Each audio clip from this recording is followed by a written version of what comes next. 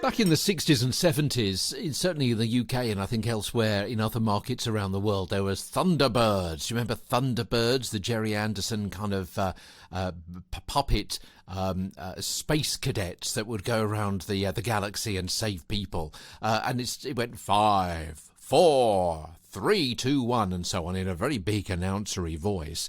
And it strikes me that it's a bit similar going through these different levels of presentation styles that you may want to consider. Not only have we got we started off with a 6, 5, 4, 3, 2, 1. We're going down to 0 as well. And also that was, as I say, quite an announcery voice, wasn't it?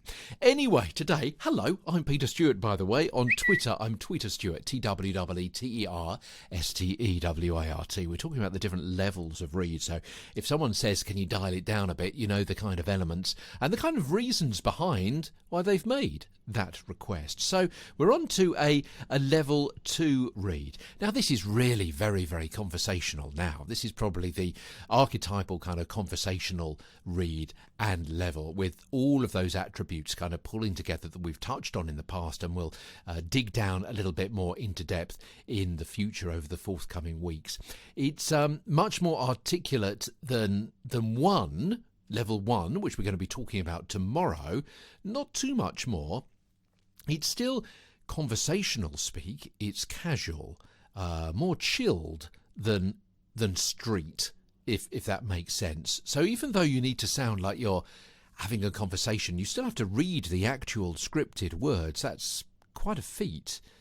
You may, if the director allows, maybe be able to play with pace and pause, maybe include some authentic adlibs, an appropriate sigh or chuckle or little laugh or something like that.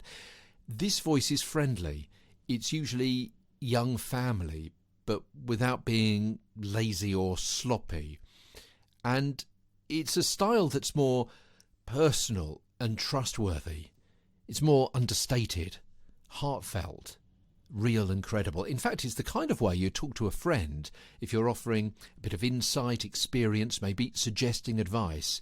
So instead of a hard sell, you've got to buy this. This is the deal of the lifetime, which you may say to a friend. It's much more, yeah, you know what? I found this really interesting. No, I would recommend it. No, it's certainly helped me. It's that kind of conversationality, that kind of authenticity, relatability, conversationality. It feels unplanned. It feels spontaneous. It may also be a slower read, because sometimes a slower read will better connect the listener with the content. Yeah, it gives them time to absorb the message. Level 2 read, level 3 as well that we talked about yesterday, are where most of us talk most of the time. And to the listener, you'll sound like someone like me. Not me, but you, as it were. Yeah, you will sound like the listener. The listener will think, that person talking to me, that person talking with me, that person giving me this information is just like me. The words in the script are also important. They'll reflect how they're used by most people most of the time. They'll be read in a way to engage a specific demographic. Real people talking to real people, I suppose, is really a good upsum, with a sentence structure to closely resemble the rhythms of natural conversation. And hopefully, over the course of the last couple of 3 minutes, I've demonstrated the kind of conversational read that I'm suggesting. Because virtually everything I've just read, I read. Yeah?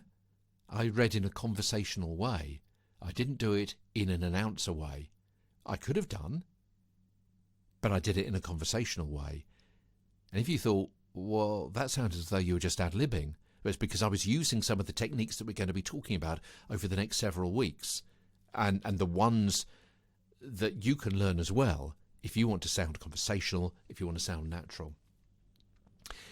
So what are the brands, the products and the services that use this kind of conversational technique? Well, explainer videos, inevitably, e-learning, commercials, probably to people who've sought out the information and are already interested.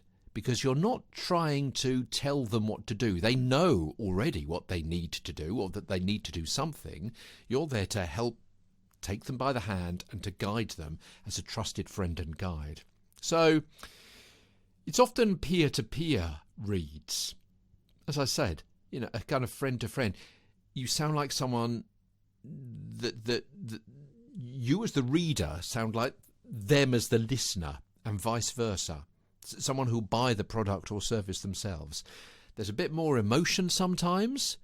There's less logic, and by that what I mean is you tend to be talking from the heart about emotional things, about how something feels, about the changes that is made to your life, rather than something specific, which is a logical progression of ideas. Because it's much more conversational, if that makes sense. Conversationality amongst friends, you're usually not talking about logic, you're talking about feelings, emotions. It's less directive, it's more subjective. Now, I appreciate that some of these may be not fitting all the way together, but I'm throwing lots of different ideas and thoughts and words and situations into the mix, but hopefully they're kind of melding and moulding and mixing and merging together, so you can come up with a feeling of what these different level reads are. Okay, so number 6 again, we've gone from an announcery read, where it's faster, it's louder, it's shorter and sharper. As I said above, a style that's more personal and trustworthy. It's more understated, heartfelt, real and credible. That's me talking about a conversational read, but in an announcer voice. But doing that in a conversational voice, as I did a little bit earlier on, it's a style that's more personal, more trustworthy, understated. It's heartfelt, real, credible. So that's me reading that same few phrases there in much more of a conversational way. 6, 5, 4, 3, 2 and 1 tomorrow on Get a Better Broadcast Podcast and Voice Over Voice. I'm Peter Stewart.